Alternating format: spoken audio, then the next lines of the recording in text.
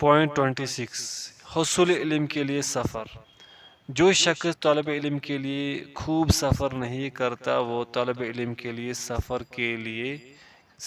کیے جانے کے قابل ہرگز نہیں ہو سکتا۔ لہذا جو طالب علم میں مشائخ و مشائخ کی تلاش و جستجو اور ان سے کسب فیض کی دوڑ میں سفر نہیں کرتا، اس کا طالب علم کے لیے سفر کیے جانے کے قابل ہونا بعید ہوتا ہے، کیونکہ یہ علماء جن کا وقت سیکھنے سکھانے اور ان سے کسب فیض کرنے میں گزرا ہے، ان کے پاس ایسی تحقیقات، مسائل کا ضبط، علمی نکات اور تجربات ہوتے ہیں جن سے کتابوں کے اوراق کے واسطے سے واقف ہونا دشوار ہوا کرتا ہے، اور دیکھنا ناکارہ صوفیوں کی روش پر چلنے سے بچنا جو علم خرق چیتھڑے کے علم کو علم ورق کتابوں کے علم پر فضیلت دیتے ہیں۔ کسی صوفی سے پوچھا گیا کیا آپ امام عبدالرزاق رحمہ اللہ سے حدیثیں سننے کے لیے سفر نہیں کرتے؟ تو اس نے جواب دیا،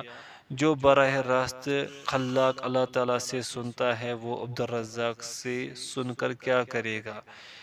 اور ایک دوسرا صوفی کہتا ہے، جب لوگ مجھے علم ورق سے مخاطب کریں گے تو میں ان پر علم خرق سے غالب آ جاؤں گا۔ لہذا ان لوگوں سے بچ کر رہنا، کیونکہ انہوں نے نہ تو اسلام کی نصرت و مدد کی ہے نہ ہی کفر کی بے کنی، بلکہ ان میں کچھ ایسے بھی ہیں جو اسلام کے لیے آزمائش اور مصیبت بنے رہے ہیں۔ پوائنٹ نمبر 27 علم کی تحریری حفاظت۔ علم کی تحریری حفاظت کی کوشش کیجیے، کیونکہ علم کو لکھ کر محفوظ کرنا، اسے ضائع ہونے سے بچانا اور ضرورت کے وقت تلاش و جستجو کا فاصلہ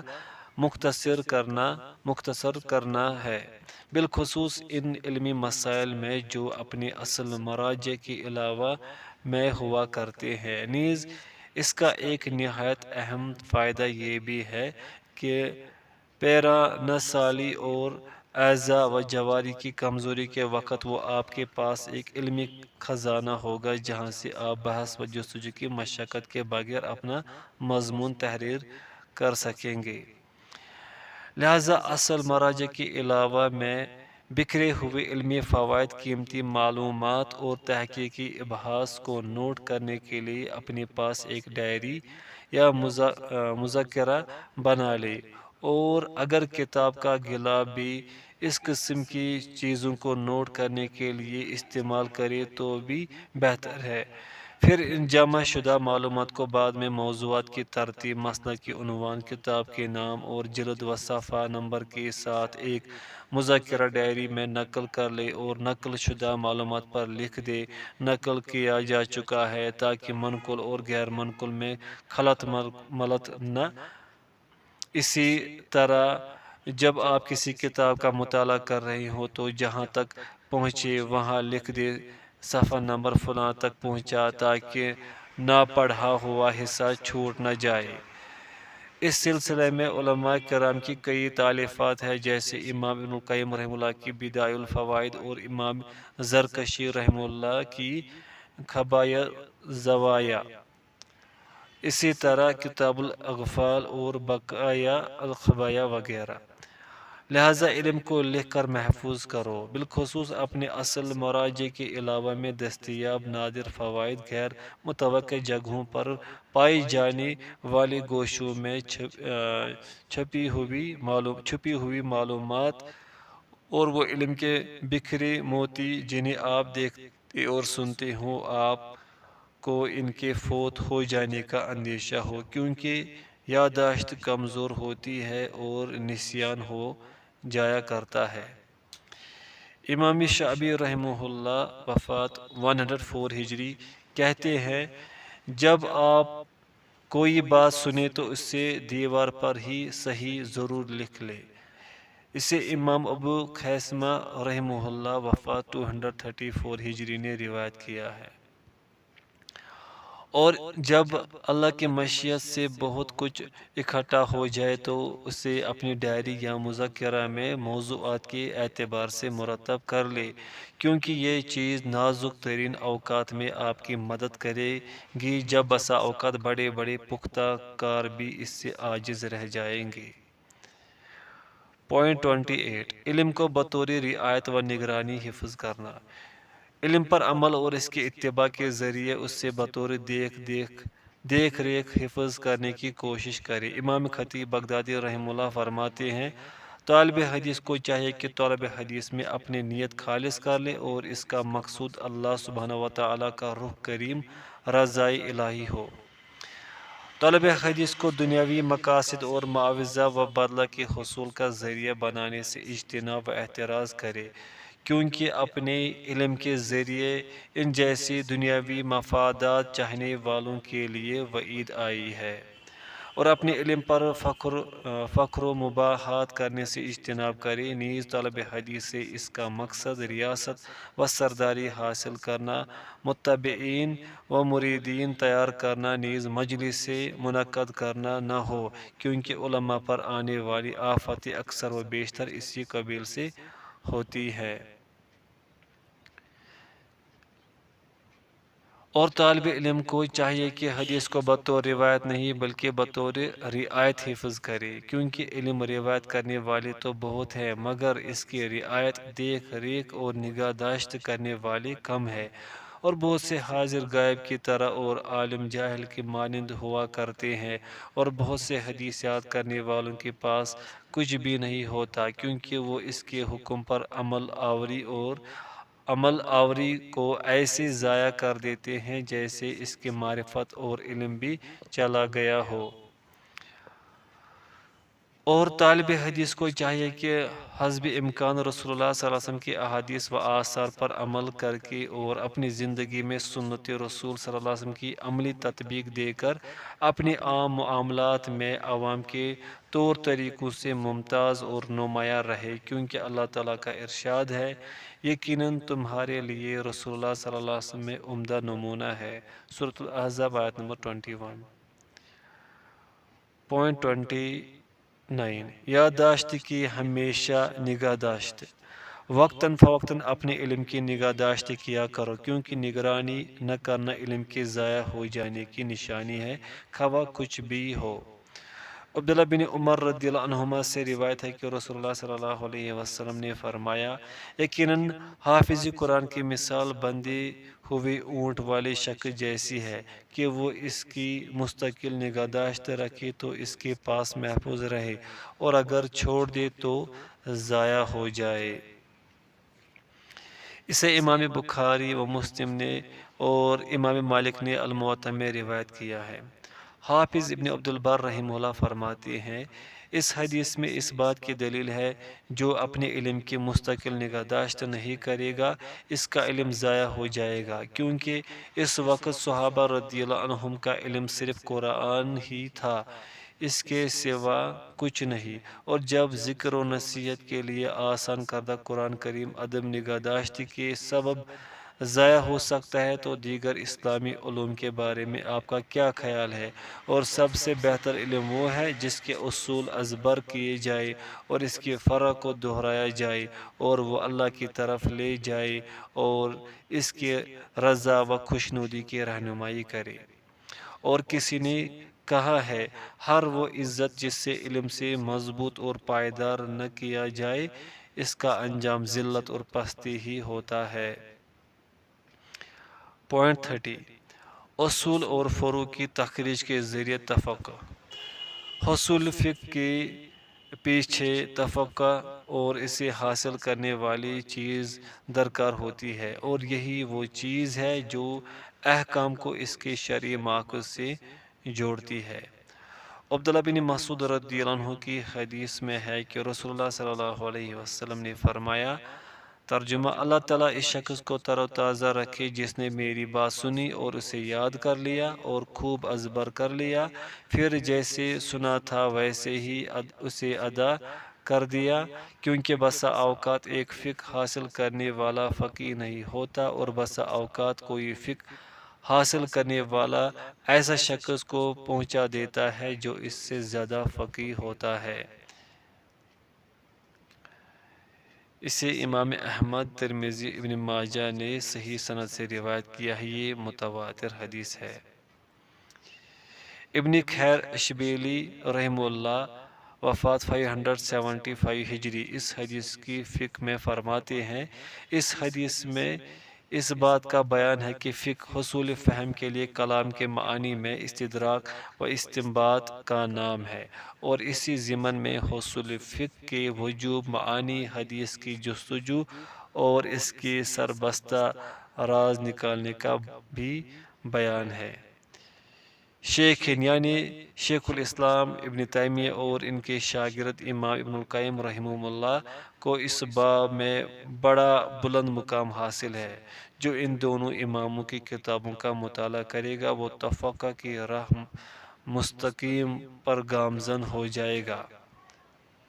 امام ابن تیمیہ رحمہ اللہ نے تفقہ کی ایک مجلس کے سلسلے میں بڑی پیاری بات کہی ہے۔ حمد و صلوات کے بعد ہم لوگ تفقہ فی الدین اور صورت مسئلہ کی تعین، تقریر و اثبات، تاصیل اور تفصیل کے طور پر مشروع احکام کے ماخذ میں غور کرنے کی ایک مجلس میں تھے، تو گفتگو شروع ہوئی۔ چنانچہ میں کہتا ہوں قوت و تصرف اللہ ہی کے پاس ہے، یہ مسئلہ ایک اصل اور دو فصلوں پر مبنی ہے، اور اللہ آپ کو نیک بنائے۔ جان لو کہ تفقہ سے پہلے تفکر، غور و فکر درکار ہوتا ہے، کیونکہ اللہ تعالیٰ نے اپنی کتاب کی کئی آیتوں میں اپنے بندوں کو زمین و آسمان کی بادشاہت میں گہری نظر ڈالنے اور غور و فکر کرنے کی دعوت دی ہے، نیز یہ کہ انسان اپنی ذات اور اپنے گرد و پیش پر نظر دوڑائے تاکہ عقل و دانش کی تمام تر قوتیں اور صلاحیتیں پورے طور پر کھل جائے اور ایمانی تقویت، احکام کی گہرائی اور علمی پختگی تک اس کی رسائی ہو سکے۔ ارشاد باری ہے، ترجمہ: اللہ تعالیٰ اسی طرح اپنی آیتیں تم پر ظاہر فرما رہا ہے تاکہ تم سمجھو۔ سورۃ البقرہ آیت نمبر 242۔ نیز ارشاد ہے، آپ کہیے کہ اندھا اور بینا کہیں برابر ہو سکتا ہے، سو کیا تم غور نہیں کرتے؟ سورۃ الانعام آیت نمبر 50۔ بنابری تفکر تفکر سے کہیں دور چیز ہے، کیونکہ وہ تفکر کا خلاصہ اور نچوڑ ہے، ورنہ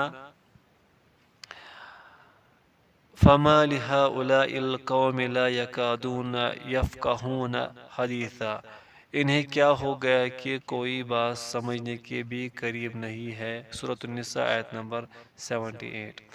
البتہ ذہن نشین رہے کہ یہ تفقہ دلیل و برہان سے آراستہ اور ہوا پرستی اور خواہشات نفسانی سے آزاد ہونا چاہیے۔ ارشاد باری تعالیٰ ہے، ترجمہ: اور اگر آپ نے باوجود اپنے پاس علم آ جانے کے پھر ان کی خواہشوں کی پیروی کی تو اللہ کے پاس آپ کا نہ تو کوئی ولی ہوگا اور نہ مددگار۔ سورۃ البقرہ آیت نمبر 120۔ لہٰذا اے طالب علم، اپنے آپ کو غور و تفکر اور فکر و تفقہ سے آراستہ کرو تاکہ تم فقیہ کے مرحلہ سے آگے بڑھ کر فقیہ النفس کے مقام تک پہنچ سکو، جیسا کہ فقہا کہتے ہیں، یعنی وہ فقیہ جو احکام کو ان کے شرعی ماخذ سے ہم آہنگ کرتا ہے، یا فقیہ البدن تک پہنچ سکو، جیسا کہ محدثین کی اصطلاح ہے۔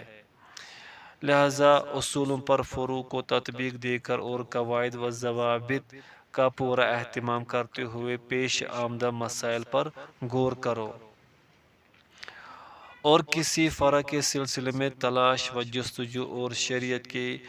عام اصول و ضوابط جیسے حصول مصالح، دفع ضرر و مشقت، آسانی طلبی، ہیلہ جوئی کے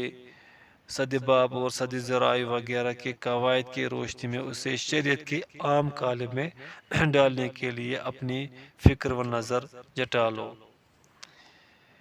اس طرح تم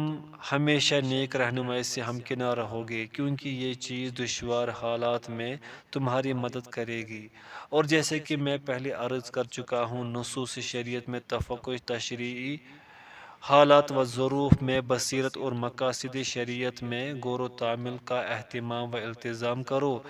کیونکہ اگر تمہاری سمجھ اس سے خالی یا تمہاری سماعت اس سے غافل ہوئی تو سمجھ لو کہ تمہارا وقت ضائع ہو رہا ہے اور تم پر جہالت کا نام چسپاں ہو کر رہے گا، اور بالضبط یہ خوبی ہی تمہیں مسائل کے استنباط کی قدرت و صلاحیت کا گہرا ملکہ اور درست معیار عطا کرے گی۔ کیونکہ دراصل فقیہ وہ ہوتا ہے جو کسی پیش آمدہ ہنگامی مسئلہ جس میں نص نہ ہو کا حکم نکال کر پیش کر دے، اور بلاغی وہ نہیں ہے جو آپ کے سامنے بلاغت کے اقسام و تفریعات کا ذکر کرے، بلکہ بلاغی وہ ہوتا ہے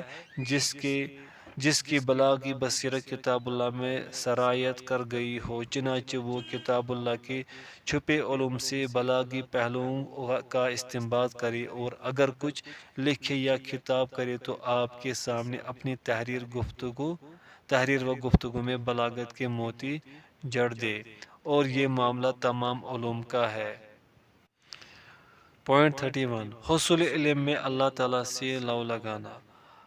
اور اگر آپ کو کوئی علم یا فن سمجھ میں نہ آئے تو اس سے نہ گھبرائے، کیونکہ بعض علوم و فنون کچھ بڑی اور شاہراہ آفاق ہستیوں کے لیے بھی دشوار